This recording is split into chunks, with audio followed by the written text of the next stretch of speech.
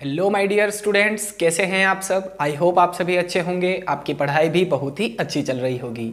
आज के वीडियो में हम पढ़ने वाले हैं वैलेंस बॉन्ड थ्योरी, जो कि आपकी एग्जाम के पॉइंट ऑफ व्यू से बहुत ही ज़्यादा इंपॉर्टेंट है गाइस। तो प्लीज़ फोकस के साथ में वीडियो को एंड तक ध्यान से देखना है, बिल्कुल ईजी हो जाएगा इस वीडियो को देखने के बाद वीबीटी आपके लिए। ठीक है, इसको शॉर्ट में वीबीटी भी कहा जाता है, वैलेंस बॉन्ड थ्योरी। ठीक है, तो इसके पोस्टुलेट्स हम पढ़ेंगे, हाइड्रोजन एटम किस तरह से फॉर्म होता है, इसका एक एग्जाम्पल भी हम देखेंगे। बहुत ही बढ़िया तरीके से क्लियर होने वाला है ये टॉपिक आपको। ओके, चलिए अब इसका थोड़ा सा ओवरव्यू में दे देता हूं आपको, ताकि आपको थोड़ा सा इसके बारे में पता चल जाए कि ये थ्योरी कहती क्या है, किसके लिए ये थ्योरी दी गई थी, किसने दी थी, है ना। तो कुछ जो पोस्टुलेट्स है वो मैं आपको यहां पर बता देता हूं एज एन ओवरव्यू। ठीक है, तो यहां पर वीबीटी जो है, वैलेंस बॉन्ड थ्योरी है, वो सबसे पहले दी थी हिटलर एंड लंदन ने इन 1927। हिटलर और लंदन ने दी थी 1927 में। इसको फर्दर डेवलप किया था पोलिंग एंड स्लेटर ने 1931 के अंदर,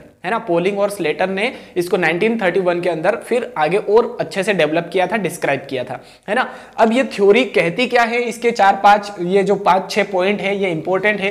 तो ये थ्योरी सबसे पहले ये हमें बताती है कि कोवेलेंट बॉन्ड किस तरह से बनता है, किस तरह से दो एटम एक दूसरे को अप्रोच करते हैं, क्लोज आते हैं, ओवरलैप करते हैं और फिर कोवेलेंट बॉन्ड का फॉर्मेशन होता है। किस तरह से कोई मॉलिक्यूल जो है उसकी एनर्जी डिक्रीज होती है और वो स्टेबल होता है। तो ये कुछ पॉइंट्स थे जिसको मैंने आपको समराइज करके बता दिया है। अब इनको हम एक एक करके डिस्कस करते हैं।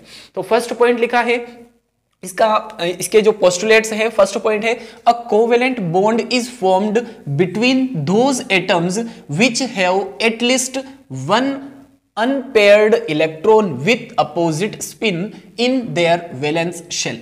ठीक है, अब देखिए अगर कोई बॉन्ड बनता है तो यहां पर अनपेयर्ड इलेक्ट्रॉन तो होने ही चाहिए। तो यहां पर फर्स्ट पॉइंट यही कह रहा है कि जो कोवेलेंट बॉन्ड बनेगा दो एटम्स के बीच में, तो उनमें क्या होना चाहिए, कम से कम एटलीस्ट वन अनपेयर्ड इलेक्ट्रॉन तो प्रेजेंट होना ही चाहिए, कम से कम एक अनपेयर्ड इलेक्ट्रॉन होना ही चाहिए। और वो अनपेयर्ड इलेक्ट्रॉन होगा अपोजिट स्पिन में। जैसे कि हम बात करते हैं हाइड्रोजन एटम की, तो हाइड्रोजन का मॉलिक्यूल है वो कैसे बनेगा, जब दो हाइड्रोजन के एटम कंबाइन होंगे और हाइड्रोजन का मॉलिक्यूल बनाएंगे। तो यहां पर ये हाइड्रोजन का एक एटम है, ये हाइड्रोजन का दूसरा एटम है, दोनों मिलकर के हाइड्रोजन का एक मॉलिक्यूल बना रहे हैं। तो यहां पर जो हाइड्रोजन का इलेक्ट्रॉनिक कॉन्फ़िगरेशन है वो 1s1 है, इसका भी 1s1 होगा। तो इन दोनों के एटम्स, हाइड्रोजन 1 का एटम जो है इसका एक इलेक्ट्रॉन, ये दूसरा हाइड्रोजन इसका एक इलेक्ट्रॉन। तो यहां पर देखिए कम से कम एक अनपेयर्ड इलेक्ट्रॉन तो होना ही चाहिए। तो एक अनपेयर्ड इलेक्ट्रॉन है तो ये दोनों क्या करेंगे, बॉन्ड का फॉर्मेशन कर लेंगे, एक कोवेलेंट बॉन्ड बन जाएगा इनके बीच में।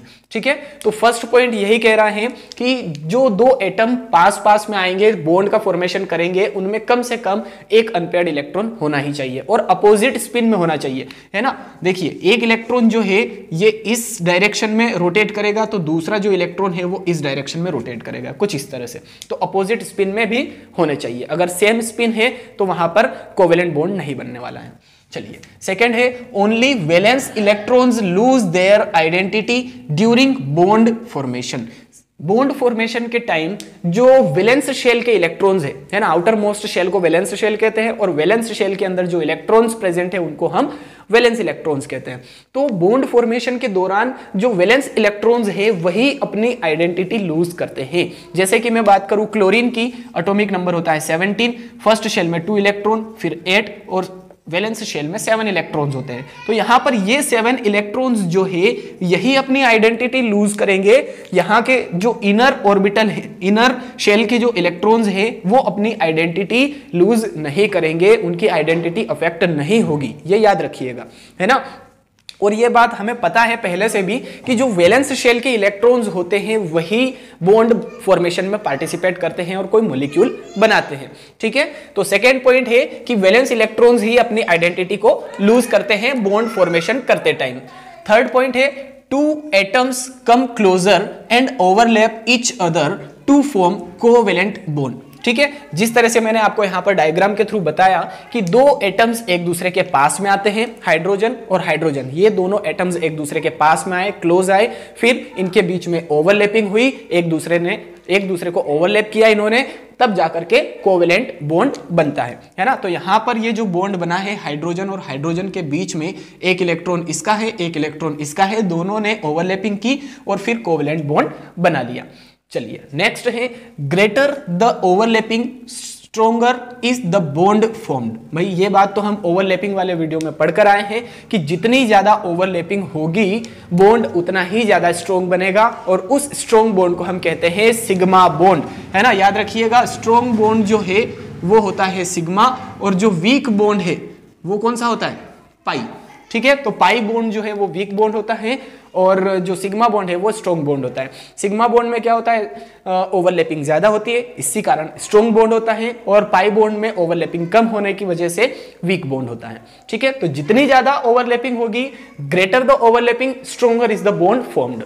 ठीक है, चलिए नेक्स्ट है, when bond is formed the energy of the molecule decreases and the molecule becomes more stable.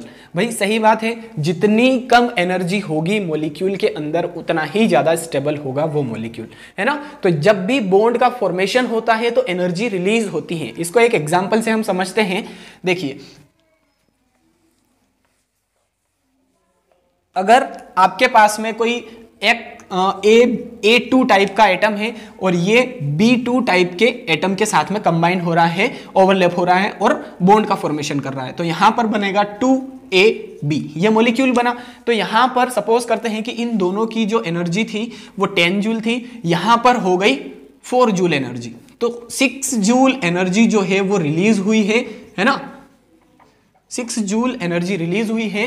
तो जितनी ज्यादा क्वांटिटी में एनर्जी को रिलीज करता है कोई एटम बॉन्ड फॉर्मेशन के टाइम पे, उतना ही स्टेबल होता है। अगर यहां पर ये 3 जूल एनर्जी यहां पर रखता है और 7 जूल एनर्जी रिलीज करता है तो और ज्यादा स्टेबल होगा। मतलब कहने का मतलब यह है कि जितनी ज्यादा एनर्जी को रिलीज करेगा उतनी ही कम एनर्जी होगी इस मॉलिक्यूल के पास में, और जितनी कम एनर्जी होगी वो मॉलिक्यूल उतना ही ज्यादा स्टेबल होगा। तो ये पॉइंट यही कह रहा है, फिफ्थ पॉइंट, कि व्हेन बॉन्ड इज फॉर्म्ड, जब बॉन्ड बनता है तो energy of the molecule decreases, जो मॉलिक्यूल की एनर्जी है वो डिक्रीज हो जाती है ना। यहां पर 10 जूल थी, यहां पर 4 जूल एनर्जी रह गई, तो एनर्जी डिक्रीज हो गई मॉलिक्यूल की, और जो बाकी की एनर्जी थी वो रिलीज हो जाती है ना, बाहर हो जाती है। फिर and the molecule becomes more stable, जितनी कम एनर्जी होगी, जितनी एनर्जी डिक्रीज होगी मॉलिक्यूल की, उतना ही मॉलिक्यूल स्टेबल होगा। चलिए लास्ट पॉइंट है, when two atoms approach each other combining of atomic orbital gives molecular orbital. भाई सही बात है, हाइड्रोजन का एक एटम, ये हाइड्रोजन का दूसरा एटम, दोनों जब कंबाइन होंगे यहां पर तो एक मॉलिक्यूलर ऑर्बिटल बनेगा, है ना। मॉलिक्यूलर ऑर्बिटल बनेगा कुछ इस तरह से। तो सिंपल सा पॉइंट था कि जब दो एटम्स अप्रोच करते हैं एक दूसरे को तो यहां पर एक मॉलिक्यूलर ऑर्बिटल बनता है। भाई हमें पहले भी पता है कि दो एटम्स जब मिलते हैं तो एक मॉलिक्यूल बनता है, तो उसी तरह से जब दो एटम्स अप्रोच करेंगे एक दूसरे को, दो एटम्स के ऑर्बिटल, है ना, ऐसा कह सकते हैं कि दो एटम के ऑर्बिटल्स एक दूसरे को अप्रोच करेंगे, यानी कि इसको हम कह सकते हैं एटॉमिक ऑर्बिटल। ये भी एटॉमिक ऑर्बिटल है, ये भी एटॉमिक ऑर्बिटल है, और ये क्या है, मॉलिक्यूलर ऑर्बिटल। तो दो एटॉमिक ऑर्बिटल एक दूसरे को अप्रोच करेंगे तो एक मॉलिक्यूलर ऑर्बिटल का फॉर्मेशन होगा। ठीक है, इसको पॉज कीजिए, इसका स्क्रीनशॉट ले लीजिए। इसके बाद में हम इसका एक एग्जांपल देखेंगे कि किस तरह से हाइड्रोजन मॉलिक्यूल का फॉर्मेशन होता है वैलेंस बॉन्ड थ्योरी के थ्रू। ठीक है, चलिए गाइज अब हम देख लेते हैं कि वीबीटी के थ्रू किस तरह से हाइड्रोजन के एक मॉलिक्यूल का फॉर्मेशन होता है। तो यहां पर हाइड्रोजन के दो एटम्स जब कंबाइन होते हैं तो हाइड्रोजन का एक मॉलिक्यूल बनता है। इसका कॉन्फ़िगरेशन 1s1, इसका भी 1s1 होता है। तो यहां पर हमने डायग्राम बना दिए हैं। देखिए HA ये एक हाइड्रोजन का एटम है, ये दूसरा हाइड्रोजन का एटम है ना HB। वैसे तो आइडेंटिकल होते हैं, शेप भी सेम होगा। मेरी ड्रॉइंग थोड़ी अच्छी नहीं है तो मैनेज कर लीजिएगा, है ना, दोनों सेम बनाना है अपने को। ठीक है, तो ये हाइड्रोजन एटम A है, ये हाइड्रोजन एटम B है। सिमिलरली ये हाइड्रोजन एटम A का न्यूक्लियस है, ये हाइड्रोजन एटम B का न्यूक्लियस, ये EA electron hydrogen atom A का ए का इलेक्ट्रॉन, ये हाइड्रोजन एटम बी का इलेक्ट्रॉन Eb है ना, Ea एंड Eb। तो कुछ नहीं है, हाइड्रोजन एटम ए है तो Na हो गया और Ea हो गया, हाइड्रोजन एटम बी है Nb हो गया और Eb हो गया। चलिए अब यहां पर ये अभी जो न्यूक्लियस है ये इस इलेक्ट्रॉन को अपनी तरफ अट्रैक्ट कर रहा है और ये न्यूक्लियस इस इलेक्ट्रॉन को अपनी तरफ अट्रैक्ट कर रहा है। ठीक है, तो यहां पर अगर हम अट्रैक्शन की बात करें, किस तरह से अट्रैक्टिव फोर्स लगेगा यहां पर, तो अगर हम अट्रैक्शन की बात करें तो हम एक डायग्राम यहां पर बना सकते हैं। देखिए ये हाइड्रोजन एटम ए है, ये हाइड्रोजन एटम बी है, ये हाइड्रोजन एटम ए का इलेक्ट्रॉन है, ये हाइड्रोजन एटम बी का इलेक्ट्रॉन है। तो यहां पर क्या होगा, हाइड्रोजन एटम ए का जो न्यूक्लियस है वो हाइड्रोजन एटम ए के इलेक्ट्रॉन को अपनी तरफ अट्रैक्ट करेगा, हाइड्रोजन एटम बी का जो न्यूक्लियस है वो हाइड्रोजन एटम बी के इलेक्ट्रॉन को अपनी तरफ अट्रैक्ट करेगा, है ना। जो यहां पर अट्रैक्शन शो किया है उसको हमने यहां पर लिख दिया है और कुछ नहीं है। ठीक है, तो अट्रैक्शन किस तरह से हो सकता है, देखिए फर्स्ट तो है Na, न्यूक्लियस ए और इलेक्ट्रॉन ए के बीच में attraction, and nucleus B and electron B के बीच में अट्रैक्शन। ठीक है, ये अट्रैक्शन की बात हुई। अगर अब हम इन दोनों एटम्स को एक दूसरे के क्लोज लाए और ओवरलैप करें ये एक दूसरे के साथ में कुछ इस तरह से, है ना, तो यहां पर इलेक्ट्रॉन ए भी रहेगा और इलेक्ट्रॉन बी भी रहेगा, है ना, ये न्यूक्लियस है।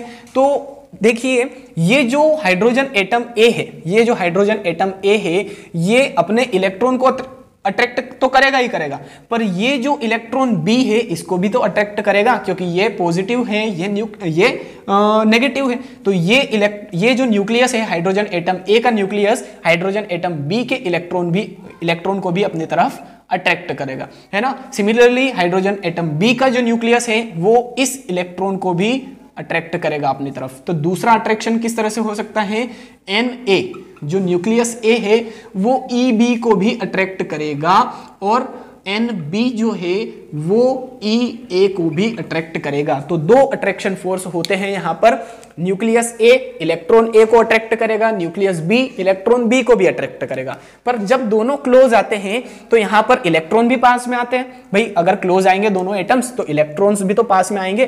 तो ये जो न्यूक्लियस है, न्यूक्लियस ए, ये इलेक्ट्रॉन बी को अट्रैक्ट करेगा और न्यूक्लियस बी इलेक्ट्रॉन ए को अट्रैक्ट करेगा। तो वही लिखा है यहां पर, न्यूक्लियस ए इलेक्ट्रॉन बी को अट्रैक्ट कर रहे हैं और न्यूक्लियस बी इलेक्ट्रॉन ए को अट्रैक्ट कर रहा है। ठीक है, अब एक बात तो यहां पर यह है कि इनमें रिपल्शन भी होगा। भाई रिपल्शन क्यों होगा, जब बॉन्ड बनेगा तो अट्रैक्शन ही होना चाहिए, पर रिपल्शन क्यों होगा, तो रिपल्शन भी होगा जब इन दो हाइड्रोजन एटम्स को एक लिमिट के बाद में और ज्यादा पास लाने की हम कोशिश करते हैं, ट्राई करते हैं, तो ये एक दूसरे को रिपेल भी करेंगे ना, क्योंकि बहुत ज्यादा पास में आ जाएंगे तो इसका इलेक्ट्रॉन और इसका इलेक्ट्रॉन ये एक दूसरे को रिपेल करेंगे, इसका न्यूक्लियस और इसका न्यूक्लियस ये भी एक दूसरे को रिपेल करेंगे।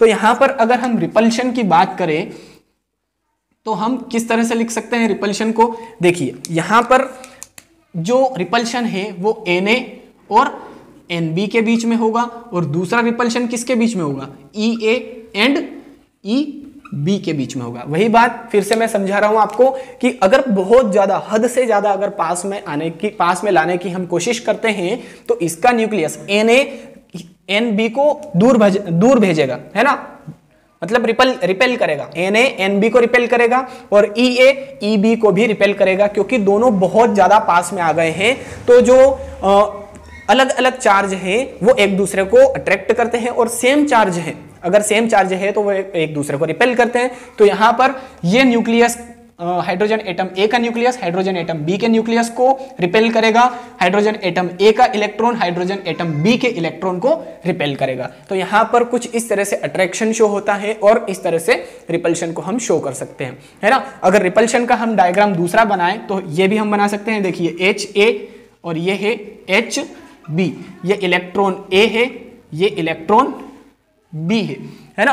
तो देखिए ये किस तरह से रिपेल करेंगे, ये एक दूसरे को दूर दूर भेजेंगे, रिपेल करेंगे इस तरह से, यहां पर ये एक दूसरे को दूर दूर भेजेंगे, है ना, रिपेल करेंगे। तो ये इसको इस तरफ से खींच रहा है, ये इसको इस तरफ से खींच रहा है ना, अपोजिट डायरेक्शन में एक दूसरे को रिपेल करेंगे। तो इस तरह से हाइड्रोजन एटम का हाइड्रोजन मॉलिक्यूल का फॉर्मेशन होता है। I hope valence bond theory के थ्रू आप बहुत ही बढ़िया तरीके से क्लियर कर पाए होंगे कि किस तरह से कोवेलेंट बॉन्ड का फॉर्मेशन होता है, ओवरलैपिंग होती है, एनर्जी रिलीज होती है और मॉलिक्यूल स्टेबल होता है। फिर इसके बाद हमने ये जो फॉर्मेशन ऑफ हाइड्रोजन मॉलिक्यूल का एग्जाम्पल लिया है, ये भी आई होप आप अच्छे से क्लियर कर पाए होंगे।